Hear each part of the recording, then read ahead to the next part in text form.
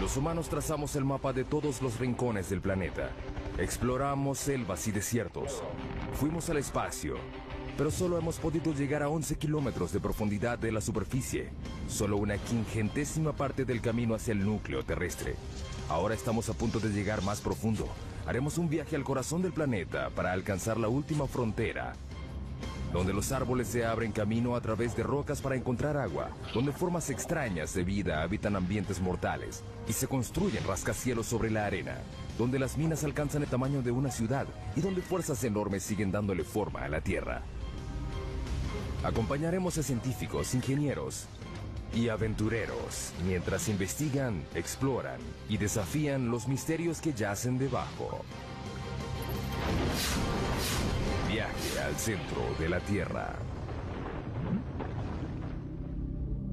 Para llegar al centro de la Tierra, hay que hacer un viaje de 6.437 kilómetros a través de los 3 distintos estratos subterráneos. El primero es la corteza terrestre, un estrato superficial y frágil que tiene 32 kilómetros de profundidad. Imagínense que la Tierra fuera un huevo cocido. Los continentes son 3 veces más delgados que la corteza de este huevo y la corteza oceánica es aproximadamente 10 veces más delgada. La corteza contiene muchas cosas en una profundidad relativamente somera. Zonas de carbón, agua, sal, oro, plata y petróleo que se solapan. Lo interesante de vivir en la superficie terrestre es que sembramos las cosas o las extraemos de minas. Muchas de nuestras cosas provienen del subsuelo de diversas maneras. Bajo la corteza yace un estrato más grueso, el manto, un estrato de roca fundida turbulenta de 2.897 kilómetros. Por dentro, el planeta es una región de roca caliente que hierve a temperaturas y presiones que nadie se puede imaginar. A más de 3.871 grados, el manto se agita constantemente y fractura la corteza que está arriba en placas gigantes denominadas placas tectónicas. A diferencia de los otros planetas, las placas le dan forma a la Tierra. Al moverse unos centímetros al año, las placas se incrustan o se separan dando resultados espectaculares. Tenemos volcanes que hacen erupción en la superficie y terremotos, pero logramos sobrevivir en un equilibrio muy delicado. Los volcanes son una fuente increíble de riqueza y de fertilidad. Los volcanes traen nutrientes y materiales frescos a la superficie terrestre. De ahí obtenemos suelos frescos y buenos. De allí provienen nuestros recursos minerales. Ahí se forman. A 2.897 kilómetros bajo el núcleo externo, el hierro fundido es la clave de nuestra supervivencia. Es un campo magnético del ancho de la Tierra que nos protege de la radiación solar. Necesitamos el campo magnético de la Tierra debido a la violencia intensa de nuestro Sol. Finalmente llegamos al núcleo interno, el ambiente natural más mortal de la Tierra. Al llegar al centro de la Tierra, la presión es 3.6 millones de veces mayor a la de la superficie. Es suficiente para reducir este granito a la mitad de su volumen. Nuestro increíble viaje comienza a unos pocos centímetros debajo de nuestros pies.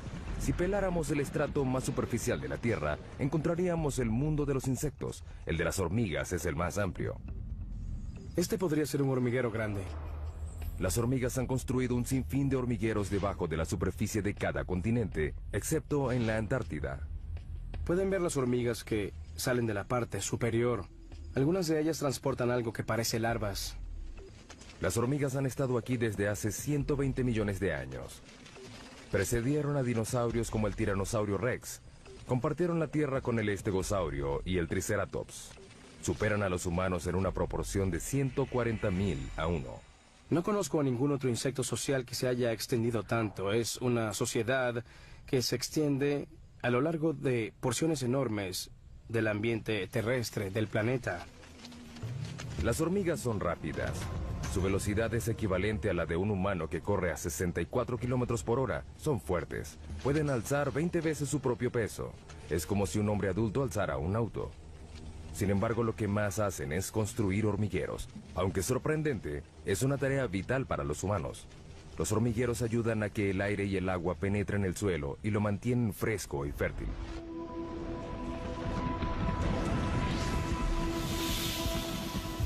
debajo de la zona de las hormigas, 2 metros bajo tierra. Londres, Inglaterra. A 2 metros bajo estas calles concurridas yacen las venas y arterias que transportan las necesidades de la vida moderna. 45.000 kilómetros de gasoductos, 30.500 kilómetros de cables eléctricos, 64.300 kilómetros de cloacas y el lugar de descanso final para millones de personas. La frase 2 metros bajo tierra se usa mucho para hablar de los fallecidos y enterrados, pero ¿de dónde proviene? Es una historia que data de 1665 en Londres. La ciudad sufría una epidemia de peste bubónica. En plena epidemia llegó a haber más de 7.000 muertos a la semana. El Lord Alcalde de Londres trató de detener la propagación de la enfermedad y ordenó que se excavaran las tumbas de las víctimas de la plaga al menos 2 metros bajo tierra. Se creía que los muertos infectaban a la gente sana y que al enterrarlos a 2 metros bajo tierra se podía contener la enfermedad. Luego, la gente supo que la plaga era transmitida en realidad por las pulgas que portaban las ratas negras. Finalmente, la epidemia de 1665 causó la muerte de 72.000 personas, 1 de cada 6 londinenses. La ciudad no descansó hasta que el gran incendio de Londres acabó con las ratas el año siguiente. Sin embargo, la tradición de enterrar los muertos a esa profundidad se extendió por todo el mundo.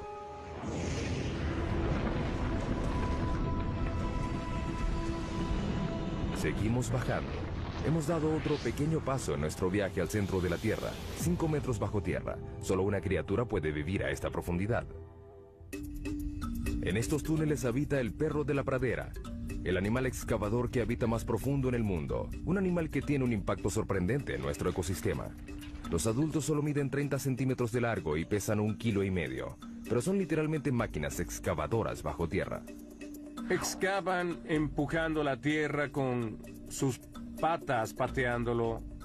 También usan su cabeza como un martillo neumático. Es muy divertido. Las madrigueras tienen hasta 5 metros de profundidad y más de cientos de metros de longitud. Son más grandes que un campo de fútbol. Además son muy complejas. El diseño tiene un sistema sofisticado de aire acondicionado. Hay 2 entradas a diferentes alturas que crean un vacío parcial, que hace que el aire entre por la entrada más baja y salga por la más alta. Es un sistema de madriguera muy complicado. No creo que se haya encontrado otro animal que tenga un sistema de madriguera tan complicado como este. Estas pequeñas criaturas tienen una importancia increíble para otros animales. Muchos animales dependen de los perros de la pradera para su supervivencia. Por ejemplo, estas madrigueras tienen un efecto significativo en la manera como el agua y los nutrientes circulan a través del ecosistema de las praderas. Ese pasto es más nutritivo. Las praderas se benefician de la presencia de estos perros. Sus excavaciones le llevan aire al suelo y su excremento ayuda a fertilizarlo. En el siglo XIX había más de 400 millones de perros de la pradera, pero los granjeros los consideraban alimañas y los eliminaban. Hoy quedan menos de 100 millones. Es una mala noticia para las áreas donde habitan.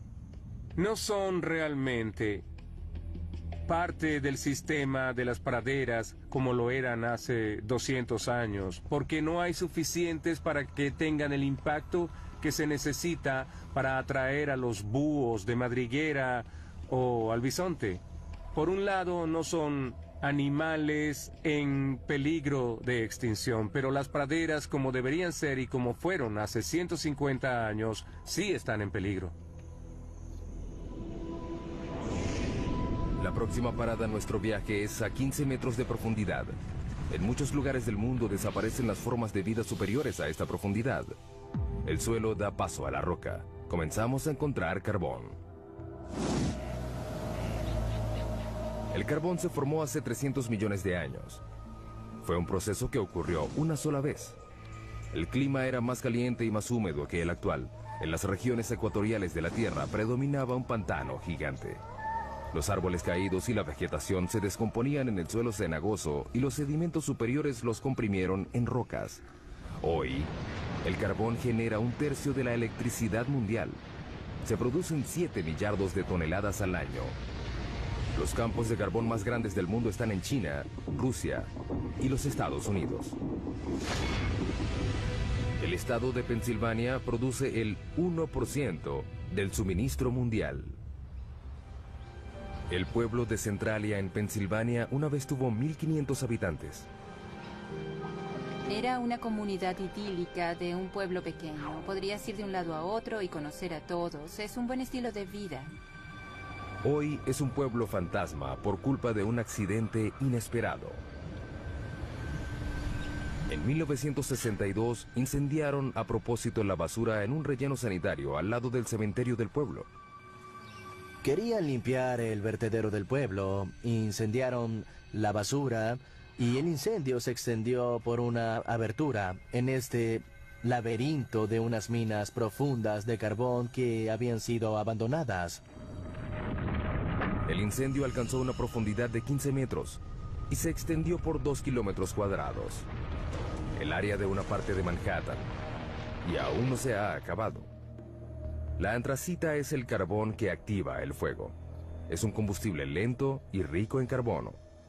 Al ver la orientación del lecho de roca, se puede notar que se hunde de esta manera, creando un valle sinclinal. En la región de Antracita, la mayor parte del carbón se encuentra en el valle. A 649 grados centígrados, el punto de fusión del aluminio, el incendio consumió el suelo y la roca hasta que no quedaron bases.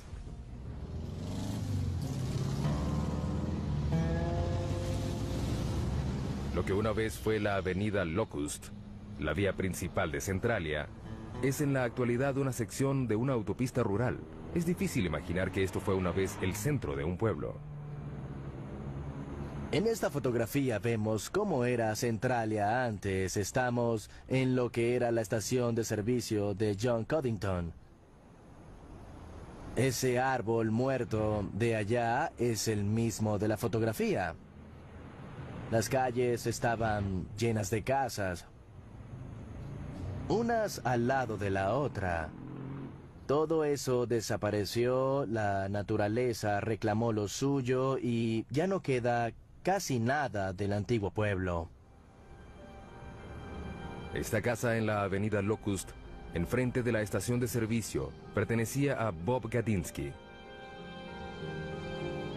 En 1977, mi esposa y yo adorábamos esta casa. Era una comunidad muy unida. Como ven, ya no queda nada más que un monte lleno de maleza.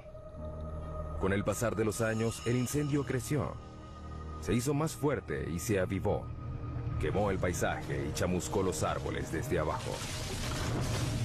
Aparte del calor y el humo, el fuego despidió un gas nocivo al igual que lo hace hoy en día. Monóxido y dióxido de carbono, sulfuro de hidrógeno y dióxido de azufre. No es recomendable que respires aquí porque estos gases están presentes. Cuando las calles comenzaron a desintegrarse, el gobierno federal entró en acción y en 1984 el Congreso financió la evacuación voluntaria. La mayoría de los ciudadanos de Centralia se mudaron para nunca volver. Era preocupante vivir sobre un desastre. Nos sentíamos atrapados y me preocupaba la seguridad de los niños. Por eso me fui tan pronto como pude. El incendio subterráneo ganó. De 15 a 150 metros de profundidad, el suelo ya dio paso a la roca. Esta es la zona de construcción, el estrato donde nacen los proyectos de construcción más grandes del mundo. Como los trenes subterráneos, hay 52 sistemas ferroviarios subterráneos en el mundo. El más largo está en Shanghái, China. 422 kilómetros de rieles, 55 kilómetros más largo que la ciudad de Nueva York. Sin embargo, el tren subterráneo más profundo del mundo está en San Petersburgo, Rusia, a 100 metros bajo tierra, la altura de la Estatua de la Libertad. Tradicionalmente los túneles se excavaban así o así. Ahora usan esto. La máquina perforadora de túneles, también conocida como MPT. Las MPT se usaron por primera vez en 1956 para excavar la cloaca del río Humber en Toronto. La máquina mide 122 metros de largo, su cabeza cortante mide 15 metros de diámetro y gira 3 veces por minuto para cortar la roca. Se usa un láser para mantener el rumbo. A medida que las MPT avanzan, se instalan anillos de acero y placas revestidoras de concreto. Las MPT son como fábricas móviles. Por el frente cortan la roca y por detrás dejan un túnel acabado. La MPT es el secreto tras alguno de los megatúneles del mundo, como el túnel de base del Gotardo, que comunica a Suiza con Italia a través de la cordillera más alta de Europa, los Alpes. El punto más profundo del Gotardo está a 2.438 metros, por debajo de los picos de las montañas. Se extiende a lo largo de 58 kilómetros. Es el túnel ferroviario más largo del mundo. La construcción comenzó en 1996. Se necesitaron 4 MPT para perforar 2 túneles paralelos de manera simultánea, de un extremo a otro, a través de 24 millones de toneladas de roca. Tardó 14 años. Finalmente, en octubre de 2010, se logró realizar la perforación final. Antes, los camiones tardaban 4 horas en ir de Zúrich, Suiza, a Milán, Italia. El túnel redujo la duración del trayecto en 90 minutos. Para los ingenieros que construyen túneles, la roca es una pesadilla que deben atravesar. Pero la roca también se utiliza para construir las bases de los edificios más altos del mundo. Nueva York, el hogar de los rascacielos más famosos y más antiguos del mundo. Para mantener en pie estos edificios colosales, los ingenieros anclaron las bases de los edificios al lecho de roca, construyeron una plataforma y construyeron encima de ella. De hecho, el horizonte de Manhattan refleja el estrato de roca que tiene debajo. El anclaje sostiene a la mayoría de los rascacielos, incluyendo el edificio más alto del mundo, el Burj Khalifa de Dubái, que mide 823 metros de altura y tiene bases de 50 metros de profundidad. Pero si no hay lecho de roca, ¿se puede construir un rascacielos? Es un desafío que debieron enfrentar los ingenieros de la próxima parada de nuestro viaje, a 114 metros de profundidad, debajo de uno de los edificios más altos del mundo, las Torres Petronas en Kuala Lumpur, Malasia. Es increíble que estas enormes torres de concreto y cristal estén sobre arena y no sobre roca. Hemos demostrado que se pueden construir casas en la arena con las técnicas de ingeniería adecuadas. La construcción comenzó en 1996. Se planificaron 2 edificios de 88 pisos y 457 metros de altura. Cada torre pesaría 300.000 toneladas aproximadamente. Al principio la idea era construir las bases en el lecho de roca, pero los topógrafos descubrieron que la roca bajo el lugar de construcción tenía pendientes pronunciadas. Era como un acantilado subterráneo de casi 183 metros. Si seguían construyendo, la mitad de las torres quedaría sobre el acantilado y la otra fuera de él. Un llamado al desastre. Si hubiéramos mantenido la posición original, ya no tendríamos torre. Se habría caído. El lugar de construcción era un área limitada en el centro de la ciudad. No había espacio para construir torres completamente sobre la roca. Decidieron más bien alejarlas del lecho de roca completamente.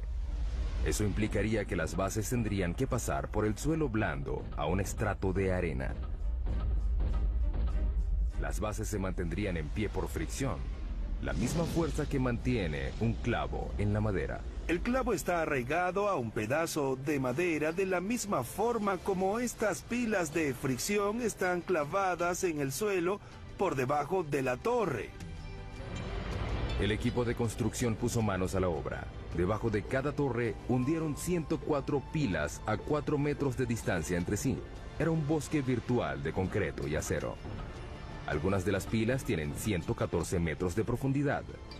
En 2011 son las bases más profundas de cualquier edificio en el mundo. La ingeniería subterránea logró lo imposible. 2 torres de 457 metros de altura construidas sobre arena. Desde hace mucho tiempo, los ingenieros han recurrido a la geología para guiarse en su trabajo, pero la geología puede ser impredecible. El término roca da la impresión de que es algo fuerte, pero no siempre es el caso. La roca puede ser muy antigua. Esta roca tiene 1.6 millardos de años. Pero también puede ser vulnerable a un elemento muy simple: el agua de lluvia. A lo largo de millones de años, el agua de lluvia que cae sobre la roca hace que se deforme y se agriete.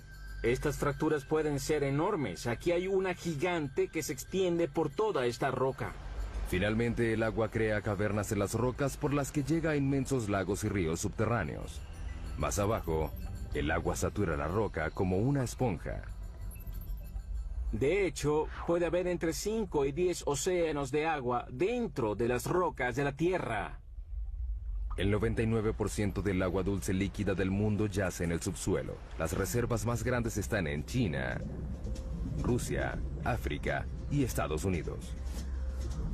El acuífero Ogallala es el más grande de Estados Unidos. Se extiende desde Nebraska hasta Texas. Abarca 450.650 kilómetros cuadrados, el área de Suecia, y alcanza 150 metros de profundidad. Pero en muchos lugares del mundo, el agua subterránea se está acabando. Esto quiere decir que la gente, los animales y las plantas deben ir cada vez más profundo para obtenerla. La próxima parada de nuestro viaje es la raíz más profunda de un árbol a 122 metros de profundidad. Mpumalanga, Sudáfrica. En un precipicio ubicado sobre las claves de Eco, hay un pequeño bosque de higueras que tienen 150 años. Estas higueras han superado 2 retos: crecer sobre roca y sin ninguna fuente aparente de agua. Parecen sacados del Señor de los Anillos. Las raíces y las rocas no se mezclan. Los árboles normalmente crecen en suelo fértil. Sin embargo, el clima de este lugar es árido. Durante la mitad del año no llueve. Las higueras necesitan hasta 23 litros de agua diarios para sobrevivir y romperán las rocas para encontrarla. Las raíces de los árboles están programadas genéticamente para saber que hay agua debajo de ellas. La punta de la raíz segrega un lubricante llamado mucílago que suaviza el recorrido de la raíz. A medida que crece, la raíz explora la roca en busca de grietas y puntos débiles. Las higueras dependen de una sola raíz para encontrar agua. Esta llega muy abajo. La pregunta es, ¿qué tan abajo? Nos deslizamos hacia las profundidades de la Tierra. Cuanto más abajo, más duro es el camino. Es increíble lo que hace la madre naturaleza, solo para encontrar agua. Pero la raíz de la higuera es escurridiza. Esperemos encontrar algo más adelante. Finalmente, Burroughs encuentra algo. Oh, al fin. A 37 metros de profundidad vemos la primera señal de una raíz de higuera real. La raíz tarda 70 años en llegar tan profundo. Una vez que encuentra humedad, termina su viaje. La raíz se encuentra en el fondo a 122 metros de profundidad. Estamos viendo la raíz más profunda que conozca el mundo. Está bombeando agua debajo de mi mano mientras nosotros conversamos. La está bombeando hacia la higuera. Hasta la superficie. Hemos pasado por mamíferos subterráneos, túneles hechos por el hombre y las raíces más profundas hasta llegar a la zona mineral.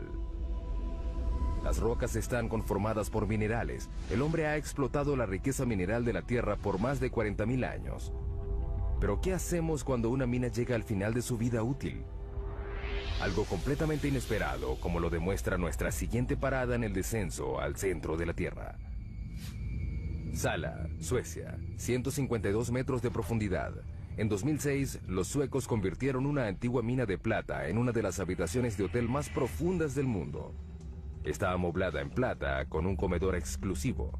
Sin embargo, el baño más cercano está en la superficie. La temperatura ambiente es de unos fríos 4 grados. La mina de plata que aloja esta habitación fue clausurada en 1908. Durante 400 años, los mineros extrajeron 40.000 toneladas de roca, casi toda a mano. En el siglo XIX, esta era la mina más importante de Suecia. Hoy en día, la herencia que dejaron los mineros se puede apreciar en los túneles y cavernas que se extienden en la oscuridad por 20 kilómetros. La idea de la habitación de hotel surgió a partir del interés turístico creciente en la mina. La gente viene para dar un vistazo al pasado. La plata es de hace 4.600 millones de años, es decir, del origen del sistema solar. se formó a partir de partículas minerales despedidas al espacio por estrellas que explotaban. Estas partículas fueron atrapadas por el remolino de polvo de los embriones planetarios. Se fundieron con el agua y el calor subterráneo. Hoy se extraen en Australia, China, Europa y América 20.000 toneladas de plata al año. En Sala, el agua que ayudó a crear la plata una vez sigue ahí. La mitad de la mina está llena de agua. Cuando la mina funcionaba, había bombas para controlar el agua de lluvia que se filtraba. Ya no se hace. Esta sección inundada de la mina contiene unos 5 millones de litros. Suficiente agua para llenar 25.000 bañeras. Marco y Tatia Ranisto reservaron la habitación subterránea para celebrar su 15º aniversario de bodas. La idea fue de Tatia. Quiero darle una gran sorpresa y algo especial. Gracias. El elevador tarda 4 minutos y medio a una velocidad de 60 centímetros por segundo para llegar a la habitación a 152 metros de profundidad. Marco empieza a vacilar. Estoy nervioso. Estaré bajo tierra solo. Bueno, casi solo. Estaré ahí. Los Ranisto llegan a su destino. Oh.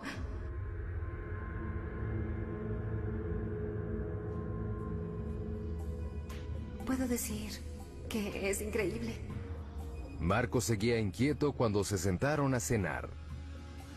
Solo me falta el valor para dormir aquí. Al final logra pasar la noche. Una noche inolvidable. El agua subterránea es el agente principal de cambio en el subsuelo. No solo reacciona químicamente con los minerales, sino que también crea minerales como la plata. El agua puede derretir la roca, literalmente. Ciudad de Guatemala, 2010. Un temblor repentino hace que la mampostería se derrumbe. Cuando el polvo se despeja, solo queda un hueco gigante de 30 metros de profundidad y 20 metros de ancho. Desapareció una cuadra completa. La ciudad de Guatemala está construida sobre caliza porosa. El agua subterránea puede disolver la roca y dejar una capa superficial frágil que puede ceder sin ninguna advertencia. Es increíble que el colapso solo ocasionara una muerte. Sin embargo, fue la segunda dolina más grande en 3 años en esta ciudad. Las dolinas son aterradoras y a veces mortales. Sin embargo, algunas de ellas pueden proporcionar una gran cantidad de datos científicos. Próxima parada de nuestro viaje, también en América Latina. A 335 metros de profundidad. El Zacatón, México. Es una dolina llena de agua donde no hay lugar para la vida. Bajo esta superficie apacible no hay aire. Pero en este lugar vive una forma de vida, los microbios, y son muy extraños. Todas las bacterias y materia biológica deben sobrevivir en un ambiente anaeróbico que origina formas de vida extrañas. En 2006, la NASA envió un equipo a estudiar los microbios del Zacatón. El primer paso fue descubrir cómo era el interior de la dolina. No sabíamos cuán grande era ni cómo era. Era algo completamente desconocido. Por eso llegaron con una nueva tecnología, un robot en forma de huevo, diseñado para llegar a donde las ondas no pueden. Lo llamaron Profundidad X. Puede ir en todas direcciones, hacia arriba, hacia abajo, a la izquierda, a la derecha. Puede girar y hacer cualquier movimiento necesario para abrirse camino a través de un ambiente tridimensional. Profundidad X mide 2 metros de ancho y 1,5 de profundidad. Es del tamaño de una moto de 4 ruedas. Lo que lo hace especial es que no se maneja a control remoto, se conduce solo. Una vez que desciende por debajo de la superficie, queda por su cuenta. Durante ese tiempo, debe tomar sus propias decisiones. Para ver, el robot cuenta con un sonar. Esta tecnología se desarrolló en el siglo XX para hacer rebotar ondas sonoras en las paredes y piso de la dolina. El robot crea constantemente en su memoria un mapa tridimensional actualizado como un murciélago que vuela en una cueva oscura. Profundidad X fue el primer robot en tener la capacidad de pensar por sí mismo. Bien sea crear el mapa, decidir tomar una muestra o regresar a la superficie, son decisiones que el robot debe tomar. Luego de sumergirse 50 veces, Profundidad X se conoce todos los rincones y ranuras. La gente se pierde en las cuevas y no sabe si está en la segunda o tercera intersección. Un robot con Profundidad X hace un buen trabajo al distinguir estas situaciones confusas, mejor que las personas en algunos casos. En poco tiempo, el Zacatón reveló sus secretos. Sabemos que es caliente, tal vez hay manantiales que alimentan el Zacatón. La sorpresa más grande fue el descubrimiento de 100 tipos de bacterias, incluyendo 6 nuevas especies de un microbio llamado Archaea, que tiene un estilo de vida extraño. Viven del azufre. Una de las arqueas tenía azufre en su organismo, metabolizaba el azufre del agua y lo utilizaba como una fuente de energía. El descubrimiento confirma que no todas las formas de vida requieren condiciones como las de la Tierra. Tal vez algún día un descendiente de Profundidad X haga un viaje al espacio. Veremos a estos exploradores ir a lugares donde la gente no puede llegar. A un lugar como la luna de Júpiter, Europa, en busca de vida similar en otro mundo. América Latina y México en particular están llenos de dolinas. La provincia de Yucatán tiene más de 3.000 dolinas. Algunas están llenas de agua y otras no, pero nada se compara a nuestra próxima parada. El abismo vertical más profundo del mundo. El sótano de las golondrinas.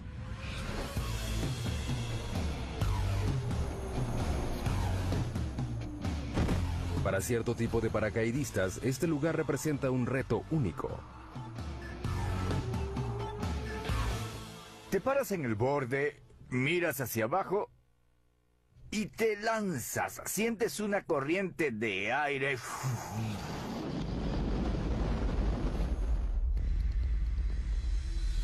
427 metros de profundidad, 38 metros de ancho en la parte superior. Se extiende a lo largo de 2,5 hectáreas. Este abismo tiene las mismas dimensiones del edificio Empire State.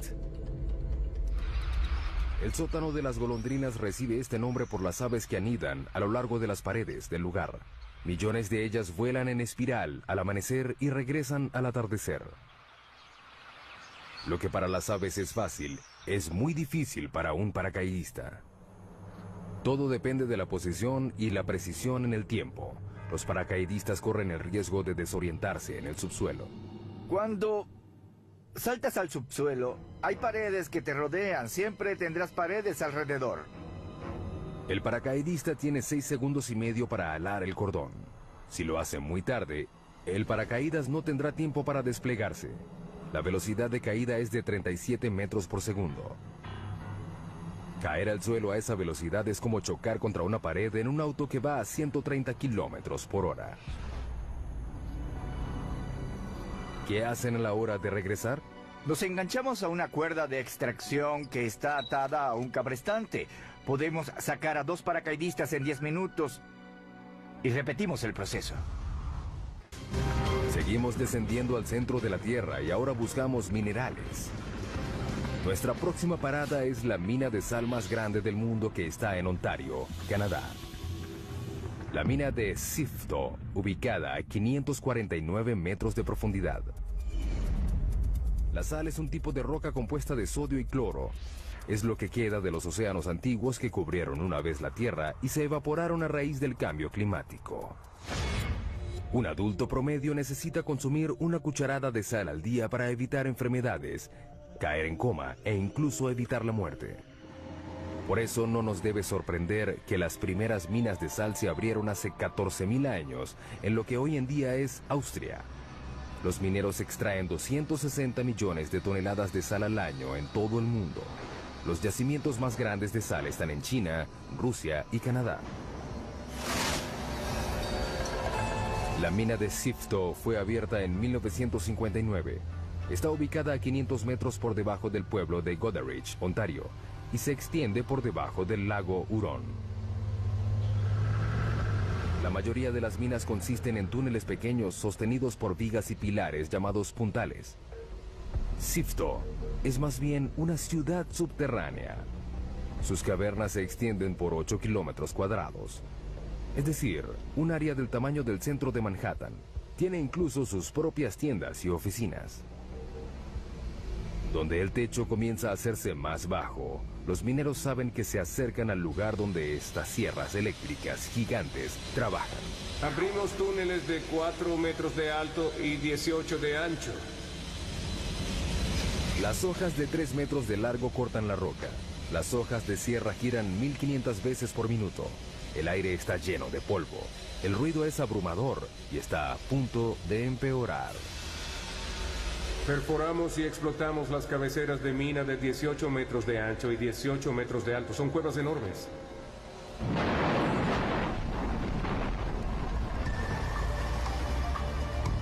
Camiones gigantes transportan la roca recién cortada a la mandíbula de un triturador hambriento.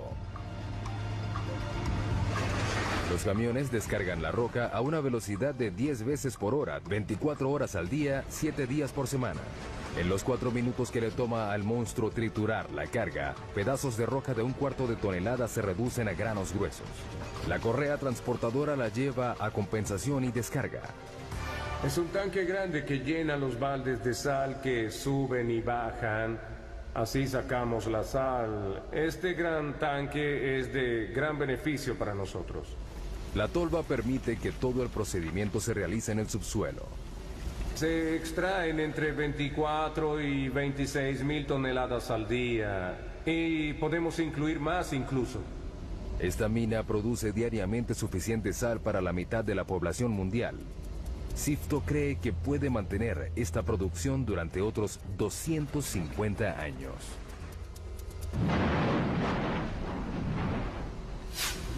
Ahora iremos 183 metros por debajo de la mina de Sifto, a otra mina de sal, en Sondershausen, Alemania.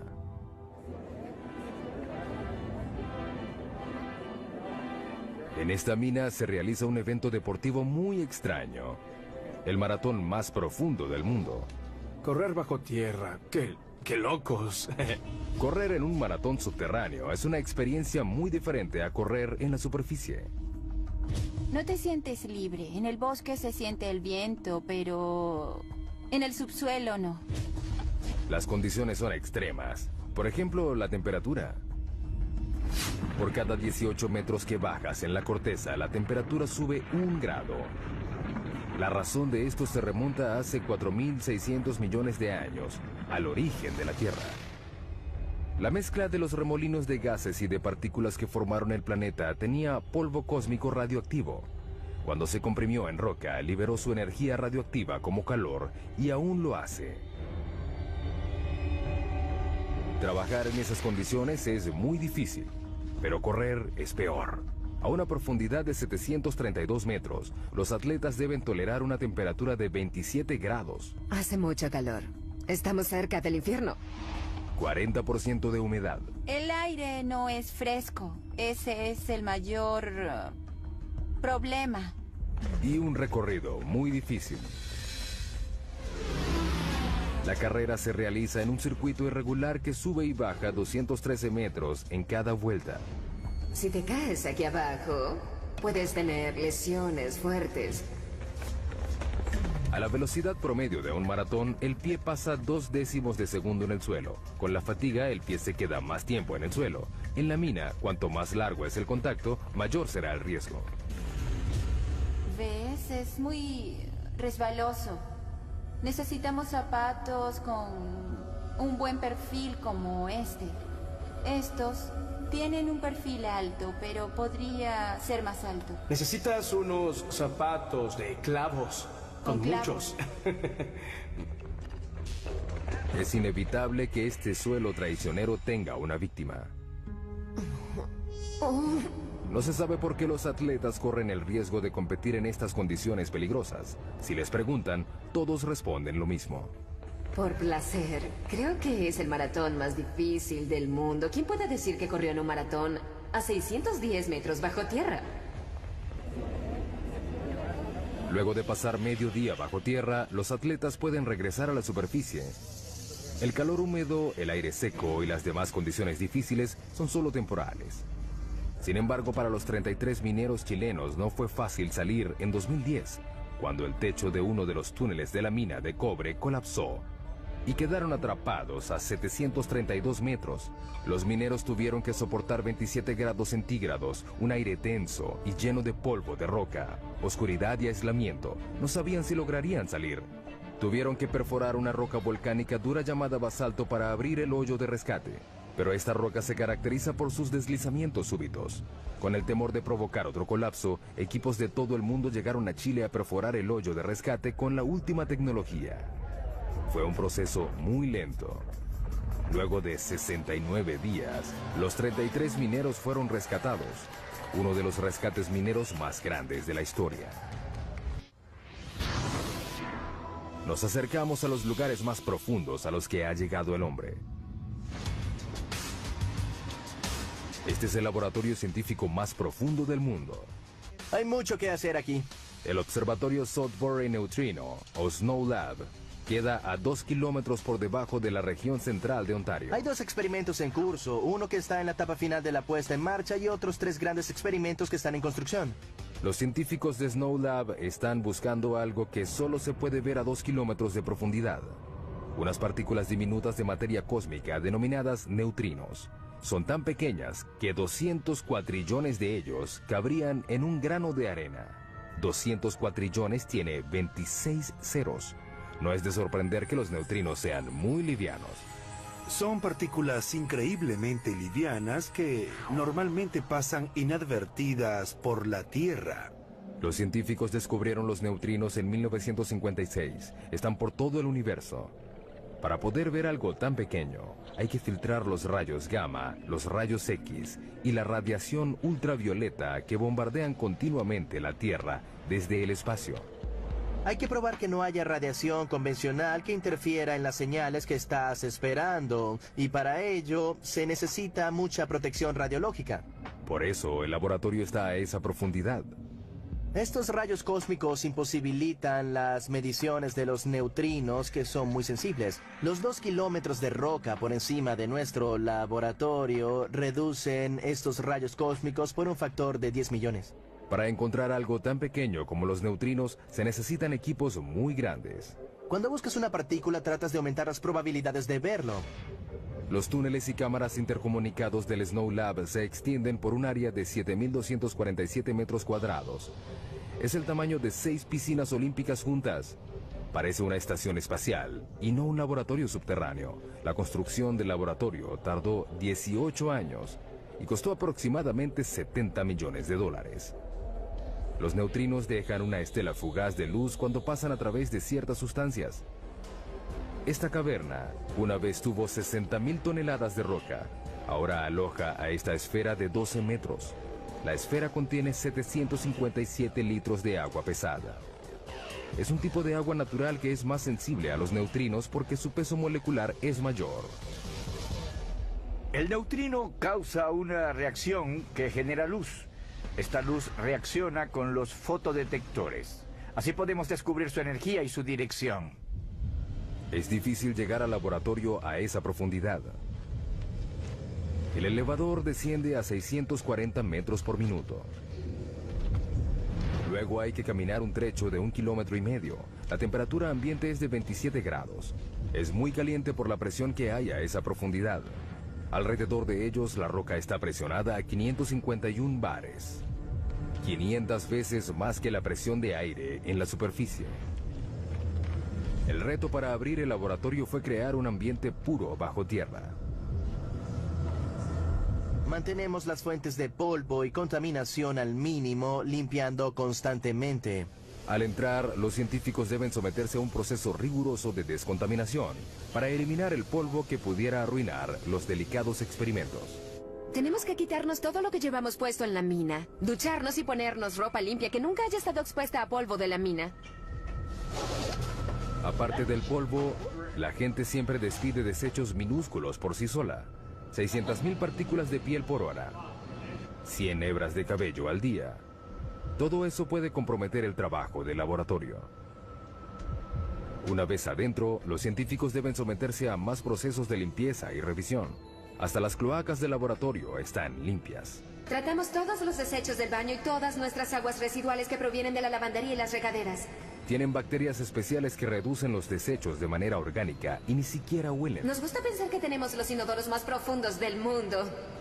Es una comodidad que les agradaría a los exploradores subterráneos de nuestra siguiente parada en el viaje al centro de la Tierra. La madre de todas las cuevas a 2 kilómetros de profundidad.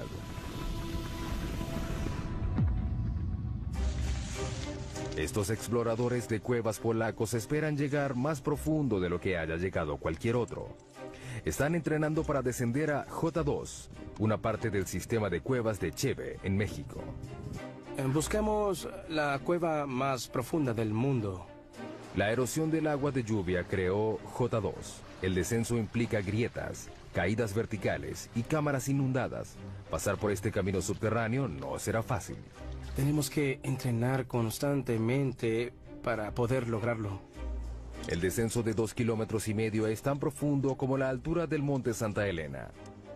Los exploradores de cuevas van equipados como alpinistas subterráneos, con arneses, cuerdas, ganchos y cascos.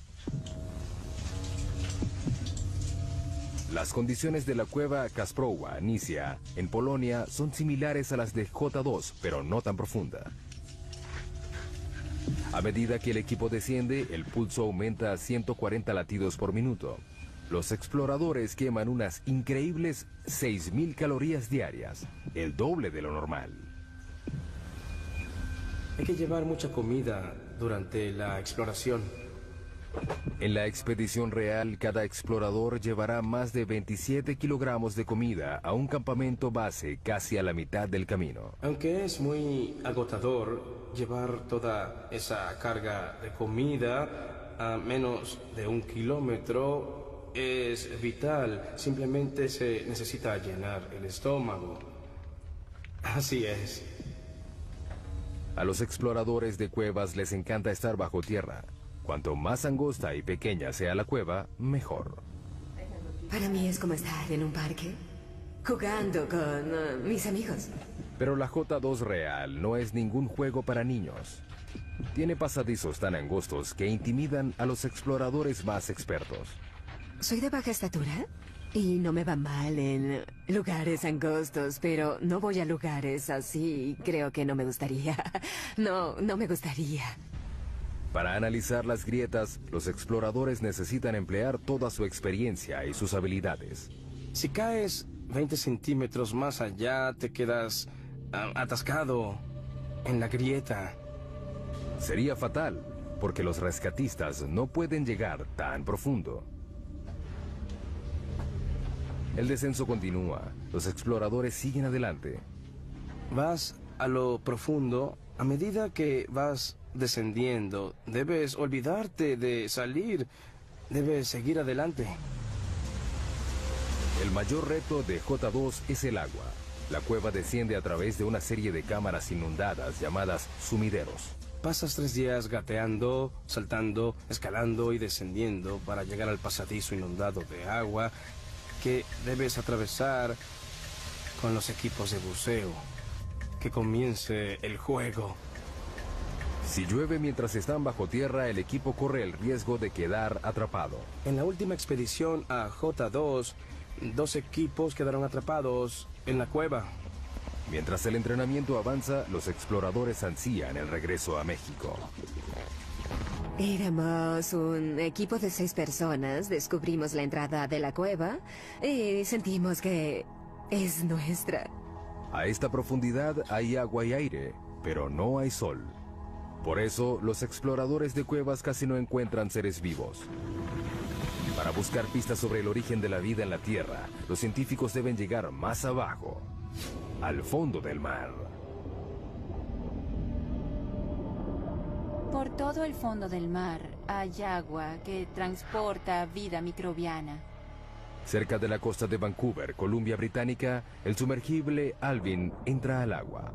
Para nosotros estos estudios son como las misiones Apolo. Alvin es un mini submarino de aguas profundas de 16 toneladas y 7 metros de largo. Lleva una tripulación de 3 personas a 2,5 kilómetros de profundidad, en busca de microbios producidos en el interior de la Tierra. En la superficie no hay nada similar a los microbios.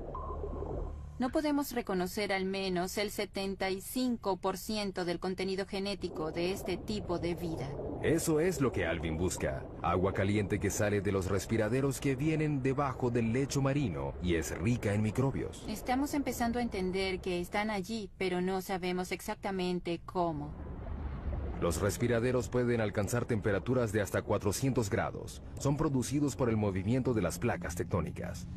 La costa de Vancouver está sobre la placa Juan de Fuca, una de las más de 12 placas que están en movimiento constante. Cuando los bordes de las placas se separan, crean fisuras grandes en el lecho marino.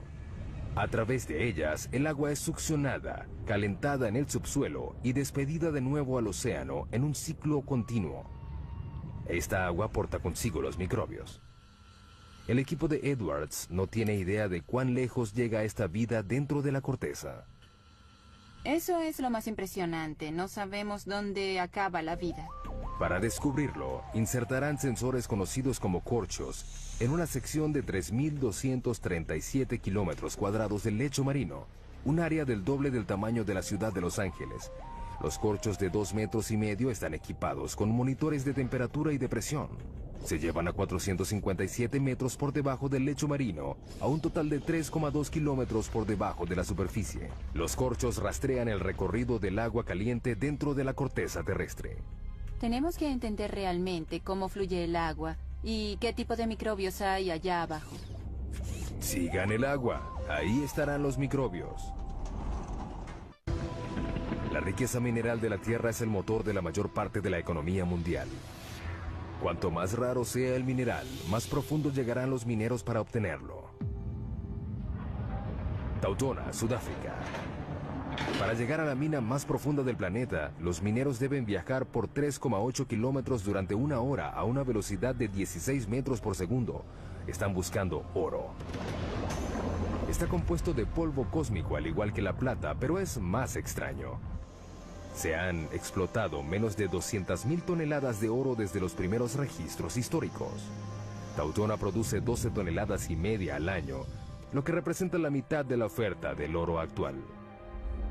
Al abrirse el elevador, una ola de calor recibe a los mineros. A esta profundidad, la temperatura ambiente es de unos achicharrantes 54 grados. Hace más calor que en el Valle de la Muerte en verano. La mina tiene un enorme sistema de aire acondicionado que disminuye la temperatura hasta 28 grados. Sigue siendo caliente, pero al menos tolerable. Mientras los 5.600 mineros que trabajan aquí sudan en las galerías y túneles de la mina, deben estar atentos al techo. A esta profundidad, cualquier temblor puede desatar un mini terremoto subterráneo. Las rocas que caen a partir de este dejan algunos muertos cada año. La siguiente parada de nuestro viaje es 3 veces más profunda que la mina de Tautona. Es el lugar más profundo que ha alcanzado el hombre alguna vez. En el oeste del Pacífico, a 11,2 kilómetros de profundidad, yace el abismo Challenger. Es un corte profundo del lecho marino de 69 kilómetros de ancho que se extiende por 2.543 kilómetros, la distancia entre Nueva York y San Antonio, Texas. El peligro en este abismo no es el calor ni los temblores, es la presión. El 23 de enero de 1960, el oceanógrafo suizo Jean Piccard y el comandante de la Armada estadounidense Don Walsh emprendieron un viaje en una nave submarina única que los llevó a ser los primeros y únicos humanos que hasta ahora han visto el verdadero fondo del mar. Don Walsh revive el viaje. Es el único sumergible que ha llegado al abismo Challenger y nadie ha regresado allí en casi 50 años. Por una buena razón. La presión a 11 kilómetros de profundidad es de 1.103 bares. Imagínense un dedo cargando el peso de 48 aviones Boeing 747. Para soportar ese peso, Piccard diseñó un sumergible llamado Trieste, de 15 metros de largo y 3,5 de diámetro. Pesaba 51 toneladas. Era del tamaño de un camión mediano y cargado. Para protegerse, la tripulación se sentó en una esfera de acero de 2 metros de diámetro que pesaba 16 toneladas. No había mucho espacio para estirar las piernas. Teníamos 481 litros para ambos. Ese es el tamaño de una nevera doméstica. No era algo malo, tomando en cuenta que el agua a esa profundidad estaba a 1 grado. La temperatura dentro del casco se aproximaba a la de una nevera doméstica también. Para poder flotar, el Trieste estaba suspendido de un flotador. Era una especie de globo submarino. A diferencia de los globos aéreos, el equipo no podía usar helio para este. Optaron por otra cosa. Todos sabemos que el petróleo es más liviano que el agua. Por eso el Trieste usaba gasolina. Se necesitaron 85.171 litros de gasolina para hacer flotar la nave. Suficiente gasolina para llenar los tanques de 500 autos. 8 de la mañana, hora cero. Comienza el descenso. Era un proceso lento y cauteloso. El tamaño y la posición de las ventanas de la cabina del Trieste dificultan la visión. Esta es la ventana principal. Es una pieza gruesa de 18 centímetros de plástico acrílico. Hay una escotilla del otro lado de la esfera que tiene una ventana más pequeña. También hay una ventana en el tubo de entrada. A 201 metros, el Trieste se sumerge en la oscuridad. Hasta aquí penetra la luz solar. Pero a los 914 metros, la naturaleza acude a ayudarlos. Lo único que ilumina el abismo es la bioluminiscencia de los animales y el plancton. Estos tienen fuentes de luz como las luciérnagas. Es como una nevada al revés. Transcurre otra hora. Luego ocurre un problema. Hubo un ruido fuerte a los 6 kilómetros. A 6 kilómetros bajo el agua, Walsh hace una prueba diagnóstica. Oímos el ruido y verificamos todos los medidores que teníamos. Todo parecía bien, así que seguimos el camino. Pero de repente vio algo. Miré a la ventana de la escotilla y vi una grieta así en la ventana. La tripulación está a 2 centímetros de una muerte segura. Si la ventana interior se hubiera roto, habríamos muerto de manera instantánea porque la presión a 6 kilómetros de profundidad es como 690 bares. La muerte habría sido inmediata. No nos habríamos enterado. Pero la ventana soporta. Deciden continuar. Luego de casi 5 horas, el Trieste llega finalmente al fondo. Walsh ve algo increíble. Antes de aterrizar, vimos un pez blanco. Los vertebrados no deberían sobrevivir a esta profundidad. Pero los acuanautas no pudieron seguir investigando. Cuando aterrizamos, levantamos una nube de sedimentos que se quedó ahí durante unos 20 minutos. El limo del lecho marino lo cegó. Era como estar en un vaso de leche. No tuvieron otra opción. No podíamos ver nada ni tomar fotos. No se despejaba, así que decidimos regresar a la superficie. Para que el Trieste pudiera regresar, Walsh controlaba el peso quitando el lastre. Teníamos 2 tinas de lastre llenos de bolas de acero. Al fondo de la tina había un electroimán. Las esferas seguían en la tina cuando el imán estaba encendido. Al quitarles la electricidad, salían. Con el movimiento de un interruptor, el Trieste inició su ascenso a la superficie y a la historia.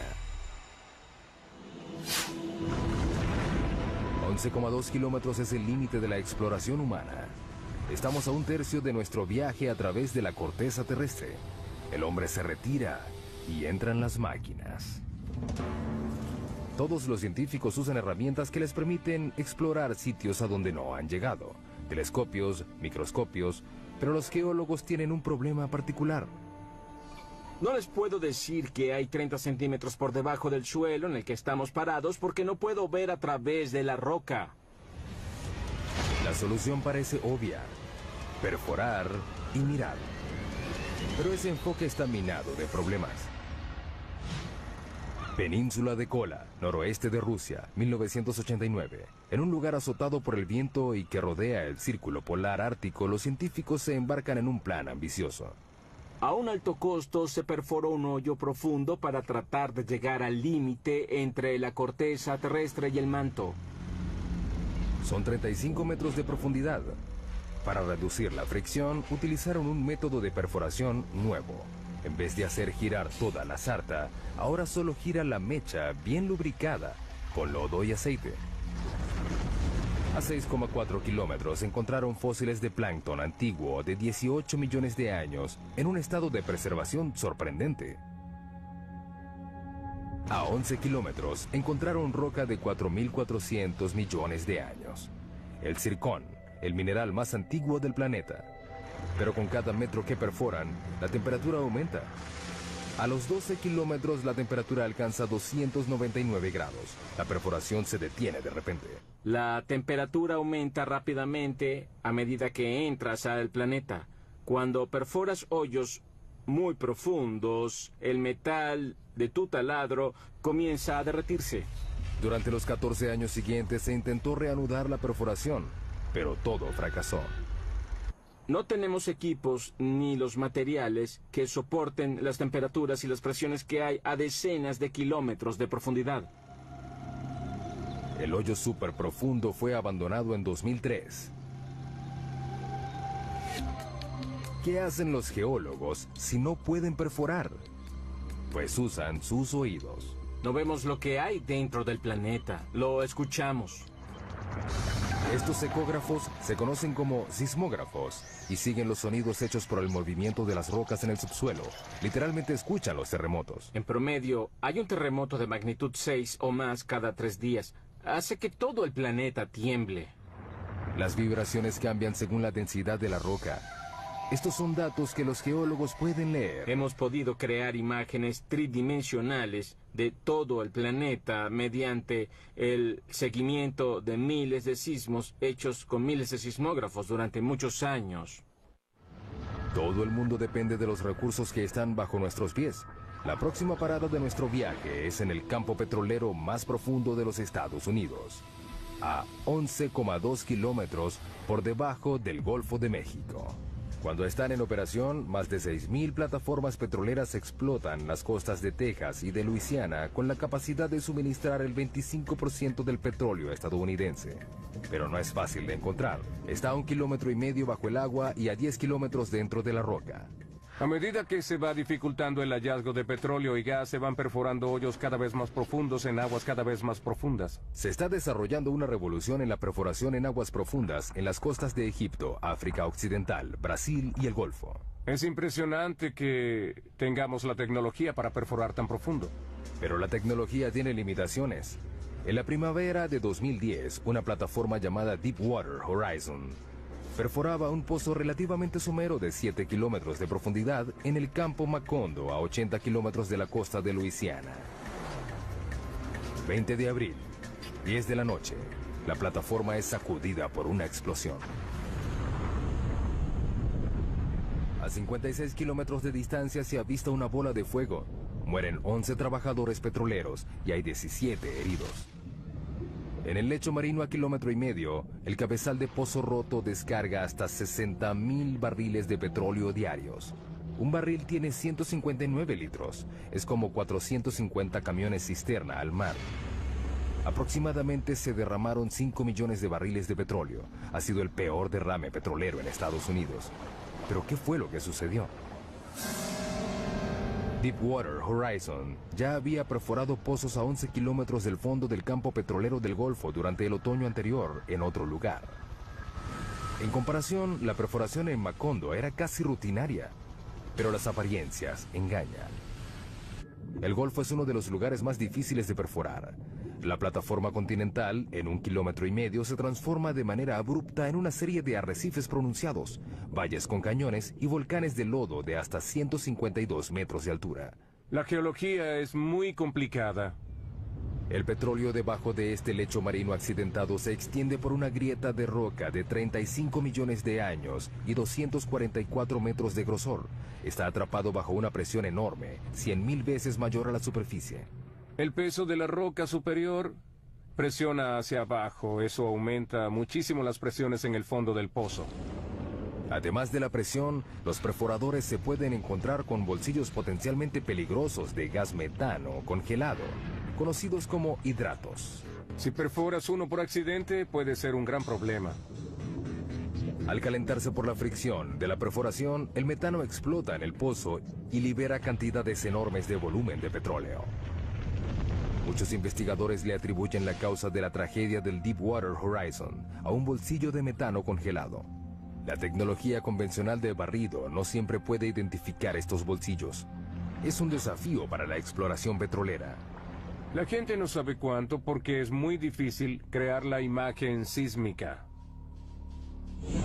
Ahora despliegan una nueva generación de sensores de lecho marino para ayudar a detectar el gas congelado antes de que se convierta en una amenaza. Lo lanzamos al agua por un lado del barco y dejamos que se hunda hasta el fondo del mar con un ancla de concreto pesado. Se queda allí durante varios días o varios meses. A diferencia de los sismógrafos convencionales, este sensor de lecho marino no mide las ondas sonoras generadas por el movimiento de las placas tectónicas de la Tierra, sino que detecta la electricidad. Medimos las propiedades electromagnéticas del lecho marino y su conductividad eléctrica. La electricidad proviene del campo magnético de la Tierra. Cuando encuentra radiación solar en la atmósfera superior, genera una corriente global dentro de la corteza que alcanza el núcleo externo. Sin embargo, es débil. Medimos menos de 1 nanovoltio en el lecho marino. Las señales que nos interesan son pequeñas. La corriente fluye a través de distintas rocas según la facilidad que tengan estas de conducir o resistir la electricidad. Mediante la medición de esta corriente, los sensores proporcionan una imagen más detallada de lo que hay dentro de la roca. Además, distingue un buen conductor eléctrico como el agua y uno malo como el petróleo. Esto es bueno porque evitas perder el tiempo perforando un pozo de agua salada que te cuesta $100 millones. Igual que el petróleo, los hidratos de metano son malos conductores, pero existen a profundidades someras por debajo del lecho marino. Para encontrarlos, hay que darles una descarga eléctrica a la Tierra. Eso es lo que este instrumento que tengo delante trata de hacer. Lo llaman SUESI, las siglas en inglés de Instrumento Submarino de Fuente Eléctrica Scripps. Utiliza un suministro de 2000 voltios con una corriente de hasta 500 amperios, un mini rayo que es 5 millones de veces más fuerte que el que se necesita para matar a un ser humano. Lo llevamos muy cerca del lecho marino a través de un cable por la parte de atrás de nuestro barco de investigación. Lo alimentamos con electricidad y genera una corriente eléctrica que se inyecta en el agua por una antena. Luego miden lo que reciben de vuelta. Una lectura somera que muestra que la roca es resistente a la electricidad. Quiere decir que contiene un bolsillo de hidratos. El tiempo dirá si el barrido electromagnético ayudará a reducir el riesgo de reventones en el mundo de los campos petroleros profundos. Mientras tanto, la técnica tiene muchos otros usos entre los geocientíficos. Es como poder ver dentro de un plato de sopa hirviendo y saber a dónde va todo.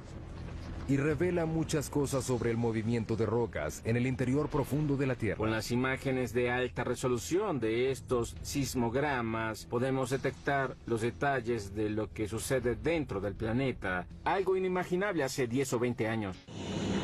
Estamos casi a la mitad de nuestro recorrido a la corteza. Casi 5 kilómetros más profundo que cualquier humano haya llegado. No es un lugar amigable. Aquí la roca está a 482 grados, suficiente para derretir el vidrio. La presión es 1517 bares y estamos buscando terremotos. En todo el planeta, las placas tectónicas se incrustan y se pandean en un movimiento lento y continuo a un promedio de 2,5 centímetros al año. La misma velocidad a la que crecen nuestras uñas. Sin embargo, ese movimiento puede ser devastador en la superficie. Enero 2010, Puerto Príncipe, Haití. Un terremoto de magnitud 7 sacude la ciudad.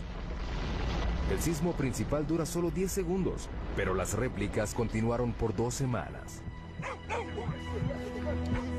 Después de esas 2 semanas, hay 230,000 muertos, casi 300,000 edificios destruidos y 2 millones de personas quedaron sin hogar.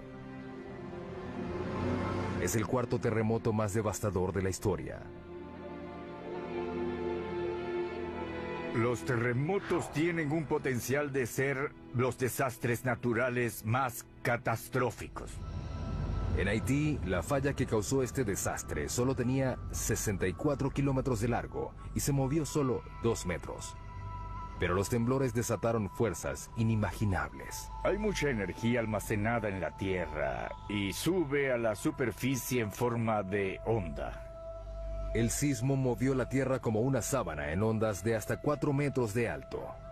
Cuando golpea la superficie, la onda se concentra allí, se refleja y regresa. Puede tener el doble de intensidad de la onda de ese lugar. Estamos en el Centro de Investigación de Ingeniería Sísmica de la Universidad de California en Berkeley. Los científicos de este centro se ganan la vida rompiendo cosas. Estos son algunos de los modelos probados de las columnas esquineras. Pueden ver que están muy dañados. Estas pilas de escombros son los restos de pruebas de laboratorio, el fruto del trabajo científico que ha hecho posible la creación de edificios antisísmicos perfectos. Los científicos ya aprendieron la lección. Si un terremoto ocurre en un lugar, volverá a ocurrir. No es cuestión de si ocurre, sino de cuándo. En California tenemos la mala suerte de tener terremotos con bastante frecuencia. Sin embargo, eso nos hace prepararnos. Las únicas opciones son mudarse o construir edificaciones más seguras. Debemos prepararnos mejor para un terremoto mediante mejoras de normas de diseño. Durante un terremoto, el movimiento más peligroso no es el vertical, sino el horizontal. Este ingeniero trabaja en un diseño que hace las paredes más resistentes a los movimientos horizontales mortales que derriban los edificios. Creamos este tipo de conexión que puede transferir cargas laterales. Estas paredes están unidas por placas de acero que soportan la tensión. Las placas se pueden romper sin que la pared completa colapse. Las paredes están hechas con una mezcla de concreto y fibra, que las hace más flexibles y menos quebradizas. Están diseñadas para que se dañen. El equipo de Berkeley usa una variedad de equipos para someter a los nuevos diseños a un proceso lento de destrucción. Ese bloque de concreto inmenso mide 8,5 metros de largo por 8 de alto. Pesa 300 toneladas.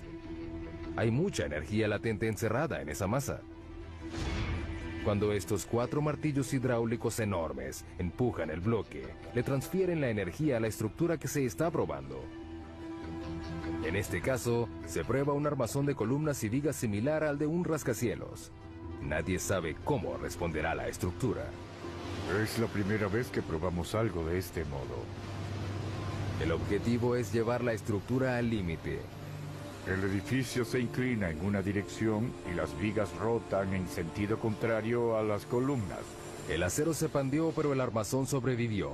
Es un inicio prometedor para el diseño. Pero la única manera de asegurarse de que una estructura soportará un terremoto es creando uno. Esta es la mesa de temblores. La mesa de temblores nos permite crear un terremoto cuando queramos. Como su nombre lo indica, las mesas de temblores crean temblores a escala real, que sacuden edificaciones a escala real. Podemos simular 6 componentes del movimiento. La mesa puede mover la edificación hacia adelante y hacia atrás, hacia arriba y hacia abajo o hacia los lados para recrear lo que sucede. El objetivo no es analizar por qué se caen los edificios, sino por qué permanecen de pie. Una de las cosas que queremos predecir es cuándo una estructura colapsará completamente y cuándo colapsará solo de manera parcial. Los terremotos han matado a millones de personas, pero el movimiento tectónico que los ocasiona también forma parte de un ciclo global que es vital para la salud del planeta Tierra.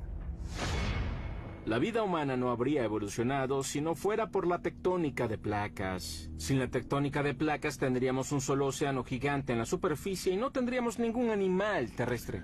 El ciclo de creación de la superficie terrestre voltea virtualmente la Tierra. Esto es una amonita, un fósil que vivió en el fondo del océano. Lo impresionante de esta roca es que proviene de la base del monte Everest.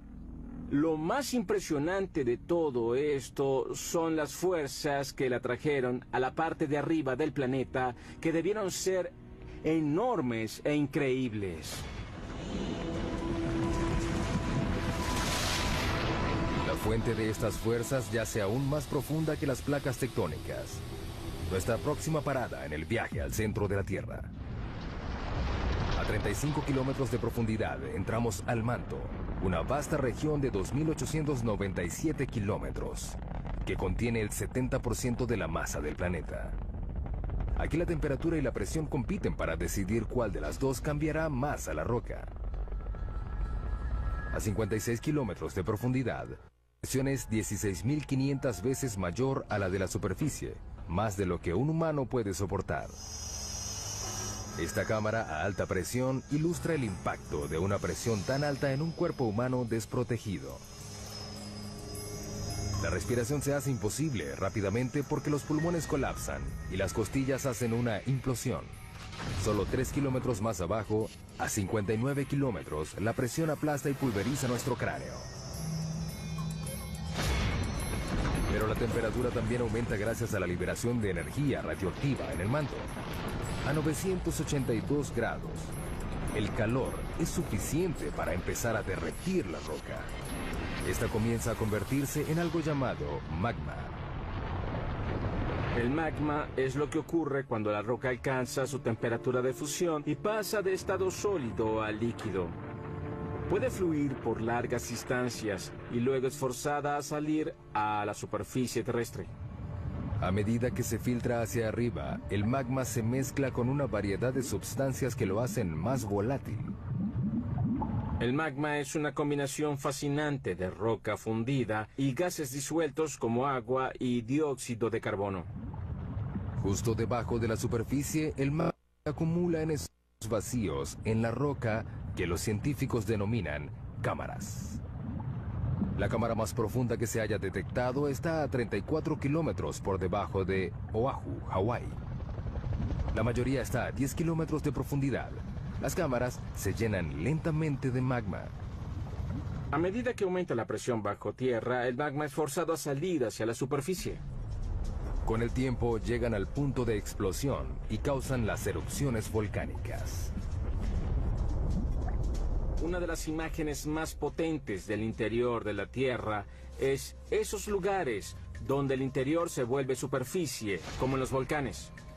500 millones de personas en todo el mundo viven cerca de un volcán. Una sola erupción puede resultar catastrófica. Los volcanes pueden borrar en un momento lo que ha tomado decenas de millones de años en crearse. Las erupciones ocurren sin advertencia, su temperatura es mayor a 500 grados y son prácticamente indetenibles. Abril 2010. El volcán Eyjafjall hace erupción en Islandia. Liberó 99 millones de metros cúbicos de ceniza volcánica, suficiente ceniza para llenar 40.000 piscinas olímpicas. Una nube de cenizas de 9 kilómetros de alto se liberó. Se esparció por 1.800.000 kilómetros cuadrados, un área más grande que Alaska. La erupción hizo que se suspendieran los vuelos en el hemisferio norte durante 6 días que dejaron varados a más de 1 millón de pasajeros diarios. Los servicios normales tardaron un mes en reanudarse. En nuestro viaje al centro de la Tierra, nos acercamos al núcleo externo, una zona de 2.100 kilómetros de hierro fundido, atrapado entre el manto y el núcleo interno sólido. Para llegar aquí, hemos viajado a través de agua y roca, combatido con la temperatura y la presión, y revelado los secretos subterráneos que le dan forma a nuestras vidas. Pero nos queda un misterio por resolver. ¿Qué hace que la Tierra sea magnética? El campo magnético de la Tierra se extiende por 72.400 kilómetros en el espacio. Este protege al planeta de la fuerza completa de la radiación solar. Una sola erupción solar que dure 2 horas esparce 10.000 millones de toneladas de partículas radioactivas.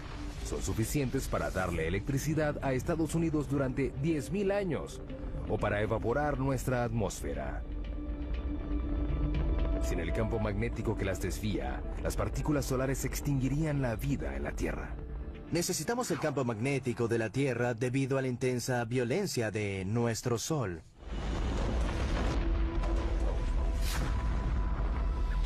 El campo se origina en el núcleo externo rico en hierro. Nuestra próxima parada a 2.897 kilómetros de profundidad.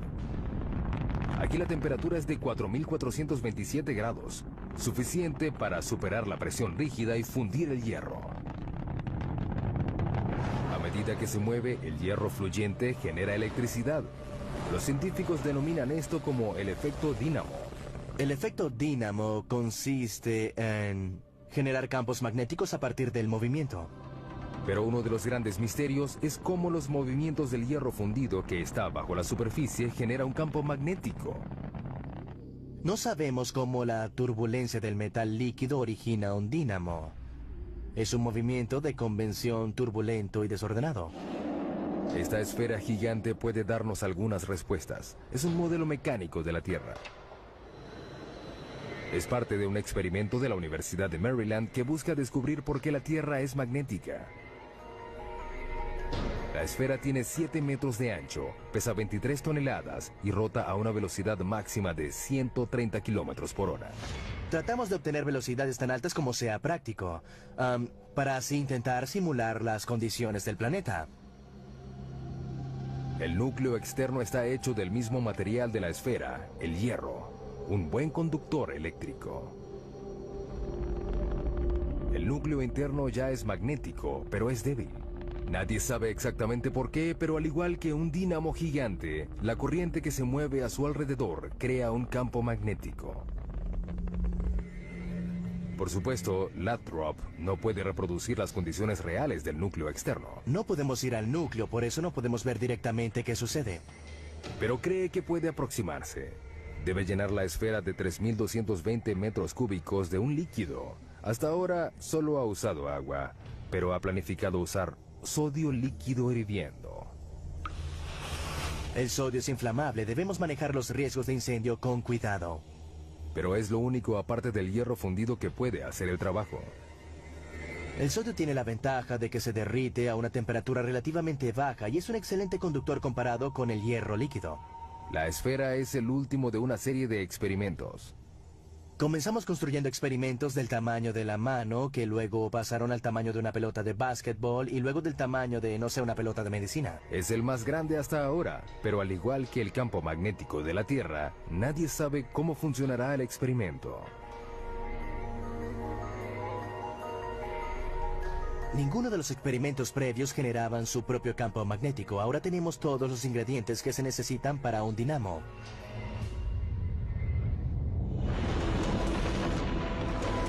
Casi 6.400 kilómetros de profundidad, llegamos al final de nuestro viaje, el núcleo terrestre. Es una masa de hierro de 2.400 kilómetros de ancho y un área superficial un poco mayor a la de América del Sur. La temperatura de este lugar no es tan caliente como la de la superficie solar, pero el peso de todo el planeta presionándolo hace que el hierro permanezca rígido. La presión es muy intensa, es 3,5 millones de veces más que la presión de la superficie. La misma convección que ayuda a generar el magnetismo también empuja el calor hacia la superficie, enfriando el núcleo en el proceso. A medida que la temperatura cae, el núcleo se solidifica lentamente. Un día no habrá suficiente roca fundida para crear un campo magnético.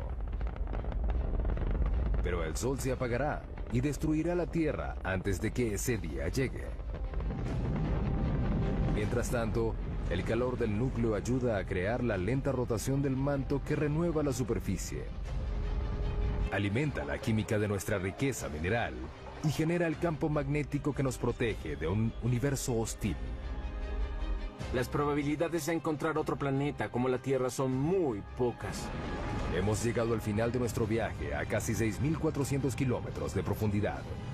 Vimos túneles que atraviesan montañas y minas del tamaño de una ciudad. Pasamos por incendios e inundaciones. Soportamos terremotos, volcanes y presiones que trituran nuestros huesos. Finalmente descubrimos el secreto más profundo de la Tierra, que lo que ocurre debajo es lo que realmente la mantiene viva. Centro de la Tierra, la presión es 3.6 millones de veces mayor a la de la superficie. Es suficiente para reducir este granito a la mitad de su volumen. Nuestro increíble viaje comienza a unos pocos centímetros debajo de nuestros pies. Si peláramos el estrato más superficial de la Tierra, encontraríamos el mundo de los insectos. El de las hormigas es el más amplio. Este podría ser un hormiguero grande. Las hormigas han construido un sinfín de hormigueros debajo de la superficie de cada continente, excepto en la Antártida. Pueden ver las hormigas que salen de la parte superior. Algunas de ellas transportan algo que parece larvas. Las hormigas han estado aquí desde hace 120 millones de años. Precedieron a dinosaurios como el tiranosaurio Rex. Compartieron la Tierra con el estegosaurio y el triceratops. Superan a los humanos en una proporción de 140.000 a 1. No conozco a ningún otro insecto social que se haya extendido tanto. Es una sociedad que se extiende a lo largo de porciones enormes del ambiente terrestre del planeta. Las hormigas son rápidas. Su velocidad es equivalente a la de un humano que corre a 64 kilómetros por hora. Son fuertes. Pueden alzar 20 veces su propio peso. Es como si un hombre adulto alzara un auto. Sin embargo, lo que más hacen es construir hormigueros. Aunque sorprendente, es una tarea vital para los humanos. Los hormigueros ayudan a que el aire y el agua penetren el suelo y lo mantienen fresco y fértil.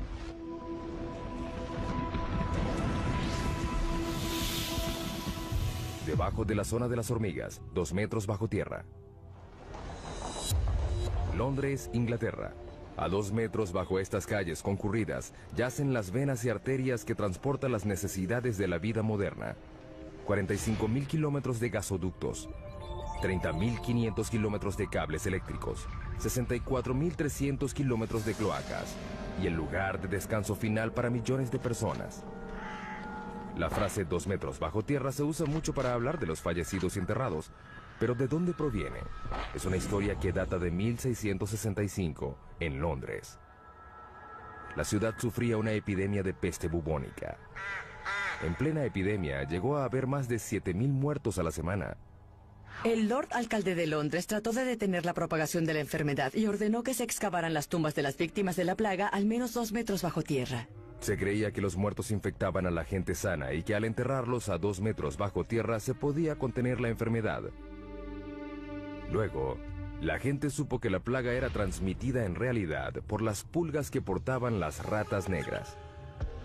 Finalmente, la epidemia de 1665 causó la muerte de 72.000 personas, 1 de cada 6 londinenses. La ciudad no descansó hasta que el gran incendio de Londres acabó con las ratas el año siguiente. Sin embargo, la tradición de enterrar los muertos a esa profundidad se extendió por todo el mundo.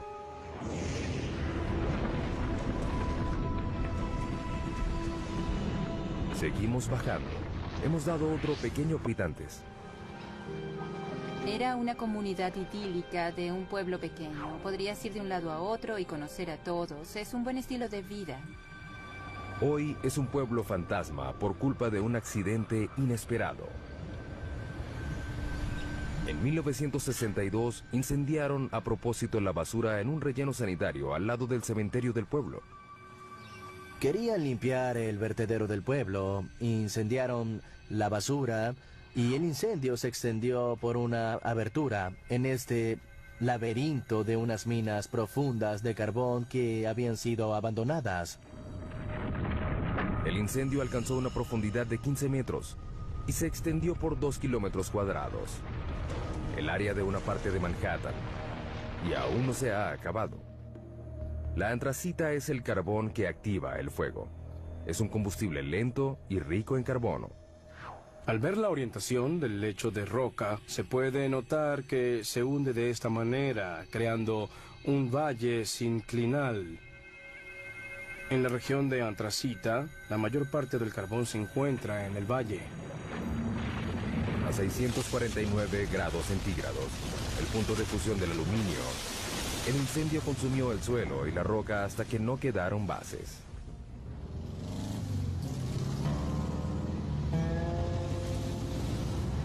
Lo que una vez fue la avenida Locust, la vía principal de Centralia, es en la actualidad una sección de una autopista rural. Es difícil imaginar que esto fue una vez el centro de un pueblo. En esta fotografía vemos cómo era Centralia antes. Estamos en lo que era la estación de servicio de John Coddington. Ese árbol muerto de allá es el mismo de la fotografía. Las calles estaban llenas de casas, unas al lado de la otra. Todo eso desapareció, la naturaleza reclamó lo suyo y ya no queda casi nada del antiguo pueblo. Esta casa en la avenida Locust, enfrente de la estación de servicio, pertenecía a Bob Gadinsky. En 1977, mi esposa y yo adorábamos esta casa. Era una comunidad muy unida. Como ven, ya no queda nada más que un monte lleno de maleza. Con el pasar de los años, el incendio creció. Se hizo más fuerte y se avivó. Quemó el paisaje y chamuscó los árboles desde abajo. Aparte del calor y el humo, el fuego despidió un gas nocivo al igual que lo hace hoy en día. Monóxido y dióxido de carbono, sulfuro de hidrógeno y dióxido de azufre. No es recomendable que respires aquí porque estos gases están presentes. Cuando las calles comenzaron a desintegrarse, el gobierno federal entró en acción y en 1984 el Congreso financió la evacuación voluntaria. Los humanos trazamos el mapa de todos los rincones del planeta. Exploramos selvas y desiertos. Fuimos al espacio, pero solo hemos podido llegar a 11 kilómetros de profundidad de la superficie. Solo una quingentésima parte del camino hacia el núcleo terrestre. Ahora estamos a punto de llegar más profundo. Haremos un viaje al corazón del planeta para alcanzar la última frontera, donde los árboles se abren camino a través de rocas para encontrar agua, donde formas extrañas de vida habitan ambientes mortales y se construyen rascacielos sobre la arena, donde las minas alcanzan el tamaño de una ciudad y donde fuerzas enormes siguen dándole forma a la Tierra. Acompañaremos a científicos, ingenieros y aventureros mientras investigan, exploran y desafían los misterios que yacen debajo. Viaje al centro de la Tierra. Para llegar al centro de la Tierra, hay que hacer un viaje de 6.437 kilómetros a través de los 3 distintos estratos subterráneos. El primero es la corteza terrestre, un estrato superficial y frágil que tiene 32 kilómetros de profundidad. Imagínense que la Tierra fuera un huevo cocido. Los continentes son 3 veces más delgados que la corteza de este huevo y la corteza oceánica es aproximadamente 10 veces más delgada. La corteza contiene muchas cosas en una profundidad relativamente somera. Zonas de carbón, agua, sal, oro, plata y petróleo que se solapan. Lo interesante de vivir en la superficie terrestre es que sembramos las cosas o las extraemos de minas. Muchas de nuestras cosas provienen del subsuelo de diversas maneras. Bajo la corteza yace un estrato más grueso, el manto, un estrato de roca fundida turbulenta de 2.897 kilómetros.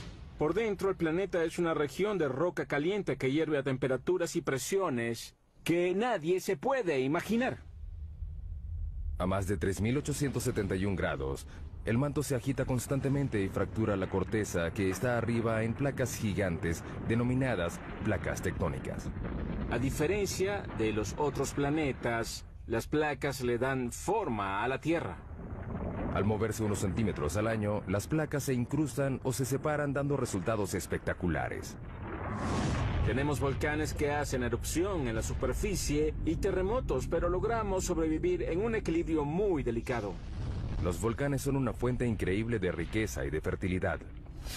Los volcanes traen nutrientes y materiales frescos a la superficie terrestre. De ahí obtenemos suelos frescos y buenos. De allí provienen nuestros recursos minerales. Ahí se forman. A 2.897 kilómetros bajo el núcleo externo, el hierro fundido es la clave de nuestra supervivencia. Es un campo magnético del ancho de la Tierra que nos protege de la radiación solar. Necesitamos el campo magnético de la Tierra debido a la violencia intensa de nuestro Sol. Finalmente llegamos al núcleo interno, el ambiente natural más mortal de la Tierra. Al llegar al paso en nuestro viaje al centro de la Tierra, 5 metros bajo tierra, solo una criatura puede vivir a esta profundidad. En estos túneles habita el perro de la pradera, el animal excavador que habita más profundo en el mundo, un animal que tiene un impacto sorprendente en nuestro ecosistema. Los adultos solo miden 30 centímetros de largo y pesan 1,5 kilos, pero son literalmente máquinas excavadoras bajo tierra. Excavan empujando la tierra con sus patas pateándolo. También usan su cabeza como un martillo neumático. Es muy divertido. Las madrigueras tienen hasta 5 metros de profundidad y más de cientos de metros de longitud. Son más grandes que un campo de fútbol. Además son muy complejas. El diseño tiene un sistema sofisticado de aire acondicionado. Hay 2 entradas a diferentes alturas que crean un vacío parcial, que hace que el aire entre por la entrada más baja y salga por la más alta. Es un sistema de madriguera muy complicado. No creo que se haya encontrado otro animal que tenga un sistema de madriguera tan complicado como este. Estas pequeñas criaturas tienen una importancia increíble para otros animales. Muchos animales dependen de los perros de la pradera para su supervivencia. Por ejemplo, estas madrigueras tienen un efecto significativo en la manera como el agua y los nutrientes circulan a través del ecosistema de las praderas. Ese pasto es más nutritivo. Las praderas se benefician de la presencia de estos perros. Sus excavaciones le llevan aire al suelo y su excremento ayuda a fertilizarlo. En el siglo XIX había más de 400 millones de perros de la pradera, pero los granjeros los consideraban alimañas y los eliminaban. Hoy quedan menos de 100 millones. Es una mala noticia para las áreas donde habitan. No son realmente parte del sistema de las praderas como lo eran hace 200 años, porque no hay suficientes para que tengan el impacto que se necesita para atraer a los búhos de madriguera o al bisonte. Por un lado, no son animales en peligro de extinción, pero las praderas, como deberían ser y como fueron hace 150 años, sí están en peligro. La próxima parada en nuestro viaje es a 15 metros de profundidad. En muchos lugares del mundo desaparecen las formas de vida superiores a esta profundidad. El suelo da paso a la roca. Comenzamos a encontrar carbón. El carbón se formó hace 300 millones de años. Fue un proceso que ocurrió una sola vez. El clima era más caliente y más húmedo que el actual. En las regiones ecuatoriales de la Tierra predominaba un pantano gigante. Los árboles caídos y la vegetación se descomponían en el suelo cenagoso y los sedimentos superiores los comprimieron en rocas. Hoy, el carbón genera 1/3 de la electricidad mundial. Se producen 7 millardos de toneladas al año. Los campos de carbón más grandes del mundo están en China, Rusia y los Estados Unidos. El estado de Pensilvania produce el 1% del suministro mundial. El pueblo de Centralia en Pensilvania una vez tuvo 1.500 habría de los ciudadanos de Centralia se mudaron para nunca volver. Era preocupante vivir sobre un desastre. Nos sentíamos atrapados y me preocupaba la seguridad de los niños. Por eso me fui tan pronto como pude. El incendio subterráneo ganó. De 15 a 150 metros de profundidad, el suelo ya dio paso a la roca. Esta es la zona de construcción, el estrato donde nacen los proyectos de construcción más grandes del mundo. Como los trenes subterráneos, hay 52 sistemas ferroviarios subterráneos en el mundo. El más largo está en Shanghái, China. 422 kilómetros de rieles, 55 kilómetros más largo que la ciudad de Nueva York. Sin embargo, el tren subterráneo más profundo del mundo está en San Petersburgo, Rusia, a 100 metros bajo tierra, la altura de la Estatua de la Libertad. Tradicionalmente los túneles se excavaban así, o así. Ahora usan esto. La máquina perforadora de túneles, también conocida como MPT. Las MPT se usaron por primera vez en 1956 para excavar la cloaca del río Humber en Toronto. La máquina mide 122 metros de largo, su cabeza cortante mide 15 metros de diámetro y gira 3 veces por minuto para cortar la roca. Se usa un láser para mantener el rumbo. A medida que las MPT avanzan, se instalan anillos de acero y placas revestidoras de concreto. Las MPT son como fábricas móviles. Por el frente cortan la roca y por detrás dejan un túnel acabado. La MPT es el secreto tras alguno de los megatúneles del mundo, como el túnel de base del Gotardo, que comunica a Suiza con Italia a través de la cordillera más alta de Europa, los Alpes. El punto más profundo del Gotardo está a 2.438 metros, por debajo de los picos de las montañas. Se extiende a lo largo de 58 kilómetros. Es el túnel ferroviario más largo del mundo. La construcción comenzó en 1996. Se necesitaron 4 MPT para perforar 2 túneles paralelos de manera simultánea, de un extremo a otro, a través de 24 millones de toneladas de roca. Tardó 14 años. Finalmente, en octubre de 2010, se logró realizar la perforación final. Antes, los camiones tardaban 4 horas en ir de Zúrich, Suiza, a Milán, Italia. El túnel redujo la duración del trayecto en 90 minutos. Para los ingenieros que construyen túneles, la roca es una pesadilla que deben atravesar. Pero la roca también se utiliza para construir las bases de los edificios más altos del mundo. Nueva York, el hogar de los rascacielos más famosos y más antiguos del mundo. Para mantener en pie estos edificios colosales, los ingenieros anclaron las bases de los edificios al lecho de roca, construyeron una plataforma y construyeron encima de ella. De hecho, el horizonte de Manhattan refleja el estrato de roca que tiene debajo. El anclaje sostiene a la mayoría de los rascacielos, incluyendo el edificio más alto del mundo, el Burj Khalifa de Dubái.